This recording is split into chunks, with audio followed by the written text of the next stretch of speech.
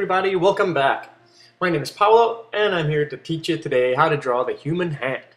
What's great about the human hand is that we all have one with 5 fingers. Well, okay, some people have 3, some people have 2, but what counts is that we have a hand from which we can draw from.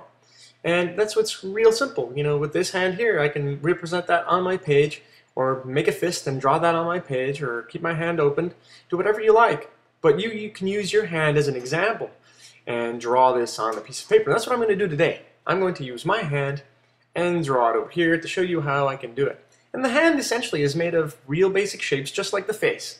If I look at my palm of the hand here, I have a real basic shape inside, which sort of looks like a pentagon shape, or a pentagonal shape, hexagon, you know. It's got corners, it's sort of like a square with more sides to it. So I'm going to draw this shape here. I'm going to draw the first line. This is the line between the thumb and the forefinger. This is the side line. The bottom line is pretty much a straight line like that. It's for the wrist. The side line for the side of the palm. The top line is to reach the index finger, and then the bottom line for all the other fingers in there. Now that's the basic shape of the palm. That's all you really need to do, is to represent that on the piece of paper. Then what I want to do is draw cylinders or sausages for each finger. So I don't know if I have enough space here, but here we go. Opa. So let's get this one sausage space in there. Another sausage set up in here too. So if you know how to draw sausages or cylinders or really long ovals, this is all you need to do. So I'm going to draw another oval over here. And one more over here. Remember to use your hand as an example. So now the toughest part is drawing the thumb. The thumb is sort of pointing outwards this way. And I'm going to draw it with a curved line and the sausage going in this direction. So up we go. But see, it doesn't curve like this on the other side. It's really just straight. It comes straight down. Here we go, all the way down. Give it a little bit of that curve, that, you know, that bony part of the thumb on that side. I'm going to erase. There you go, real quickly. And now what we need to do is draw in the little curves of the fingers and the hands here. Alright, so I'm going to add a little bit of detail. So all these little lines, the bend lines, when you fold your fingers over, they make bends. And these bends here, these folds, we need to draw those in. And they're really just curves. You can multiply a few curves. That means adding 3 or 4 curves per curved part. I'm going to draw the contour of the fingers here. Erase the lines that I don't need real quickly.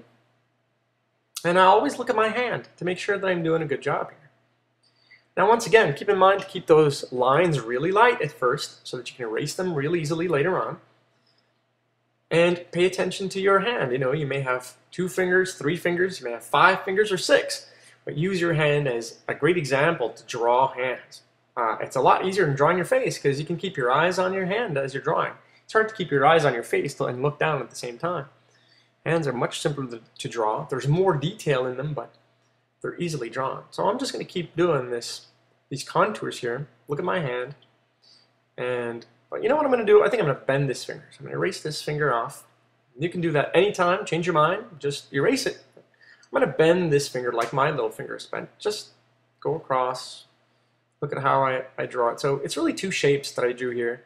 Like this part is an oval and the bottom part is like a cylinder. Just to repeat, like this hand here. So what I want to do then is curve, do the contours, curve that finger a little bit more, erase the parts I don't need, just like that, and apply a little bit more pressure when these are lines that I enjoy. Now I'm going to curve this line. See, I got a straight line here. I don't want that straight line anymore. I need to do this curve. So I'm going to curve this line out, just like that. Hey, here we go. Then you want to erase that straight line out. Don't need it anymore. Your hand is coming along pretty good. Now what I want to do is add a few muscle shapes. So at the bottom of the hand, that's where you got strong muscles to close the hand. I'm going to draw those in. And this, there's a thumb muscle below, right at the base of the thumb that looks sort of like a circle. So if you draw a circle over here, well, I'll show you what I mean. So if I draw a circle here, that's pretty much just the shape you want to keep for when you draw that hand muscle in there. Allows you to squeeze your hand together. And you have a few lines at the top here. Those are more hand bends. Erase that real quickly for you. Don't want that circle in there. And then you just keep adding a bunch of lines for every part of the finger that bends. Just add 2 or 3 lines per fold in your hand. I think I'm going to redraw my thumb a little bit. This thumb is a little thick to my point of view, so I'll draw in a new line and erase the lines I don't like. By the way, today I've decided to make my erasing much faster so that only the drawing parts are more important. So when you see me erase things, it might be a lot faster than usual. So there you go. That's pretty much how the thumb looks. I'm going to add a few more details here. Now when you do the outlines of the hand, you want to make sure some of these lines are overlapping.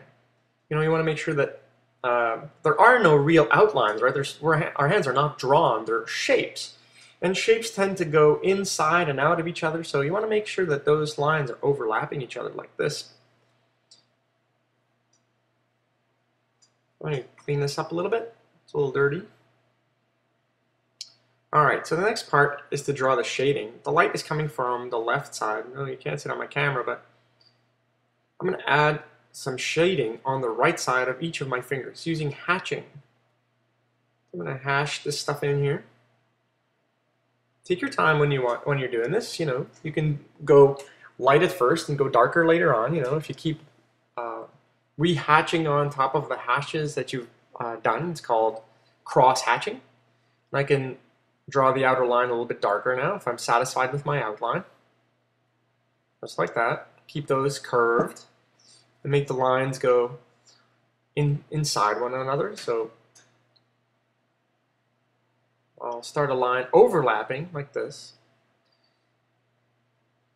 I want to make sure that the hand looks realistic by overlapping lines, just like this. See how the line goes over top? And that makes it more real. I'm going to curve this one too and go darker on this line. There you go. That line on behind the top one. It gives the drawing a little bit more depth when you do that. So I'm going to darken these lines and cross hatch. Give a little bit more shadow. You can choose to have the light come from any direction you want. And if you are using your hand as a reference, then pay attention to where the light's coming from and where the light's hitting on your hand, and you can repeat that in your drawing. You can use your imagination too. You don't need to draw what you see. You can draw based on your knowledge of what a hand looks like.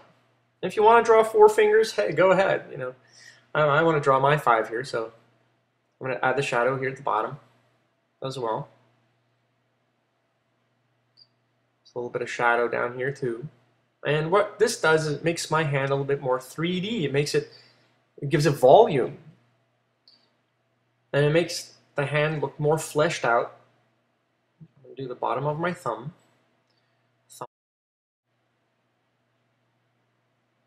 I don't want to forget adding a little bit of shadow to my wrist here. Tie that into the rest of the hand as well. This is as important as every other piece. The next part I need to shade is the thumb. And the thumb is a little different as the light is hitting like only on this side. And I need to light this side up and darken only the other side. So I'm going to darken most of the thumb as it's not positioned as the other fingers are. So I'm going to darken pretty much the whole thumb itself and leave only a little bit of white on it. I need to round this part out a little bit more with shading over here and a little bit of shading over here too. So that's what the hand is made of, you know, and including a nail. I'm going to add a nail in here onto the thumb shortly. Just finish out these outlines. So the hand is made of, you know, squares and ovals or cylinders if you prefer.